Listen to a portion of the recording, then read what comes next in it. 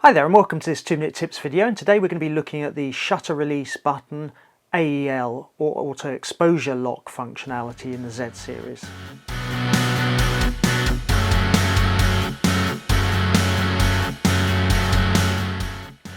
So when we press the shutter release button, we're used to it having an effect on the autofocus when we perhaps press it halfway down or all the way down, but we also need to consider what effect it has on exposure. Those of you with DSLRs will be used to perhaps a dedicated AEL or auto exposure lock button, but the Z series doesn't have a dedicated button, although you can program the programmable buttons to have that effect and functionality. What this does is it sets how the shutter release works with regards to exposure and locking that exposure.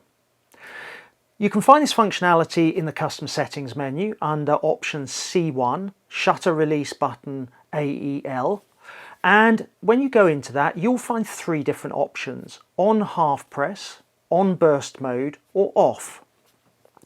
Let's take a quick look at each of those and when they might be useful. So if we look at on half press, then what this means is that when you press the shutter release button halfway down, the camera will focus, but it will also lock the exposure at that point. So you can move the camera around, the lighting can change, but it will hold the exposure that it was metering at that point.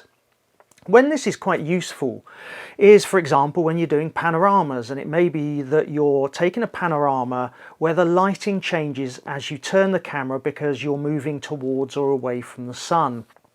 So when you press the shutter release button halfway down, it will lock the exposure. You can then push the shutter release the whole way down and take a shot. Release it halfway up and it will remain locked on the exposure, so you can move your camera. Press it down again and release it halfway, move the camera, etc. And it keeps the exposure consistent the whole way around your panorama. So you avoid any of those slight distractions and post-processing you have to do at the joins of the different shots in perhaps Lightroom or Photoshop. So next we've got on burst mode, and this is subtly different from on half press in that it will lock the exposure at the point you press the shutter release button the whole way down. But if you keep the shutter release then down for a burst, it will keep the exposure the same over all of the different shots. Now this could be quite useful if, for example, you're taking a photo of a stage production where the actor you're taking a photo of is moving around, but you want to expose for them, but the background lighting, the stage lighting, is changing as they move around. So what you can do is you can rely on the camera to expose correctly on the first when you depress the shutter release button the whole way down, but then you take a burst of shots as the person is moving, the lighting's changing around, but it will keep the exposure correct from that first shutter release.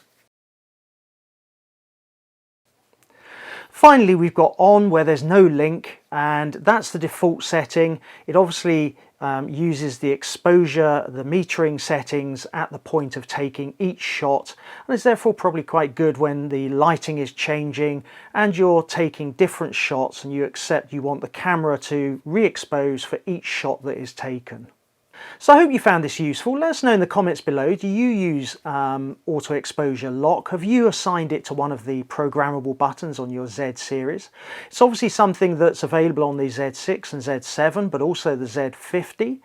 I hope you enjoyed this video. If you did, hit subscribe, hit the notification bell below and you'll be notified of future videos, and I look forward to seeing you on a future video.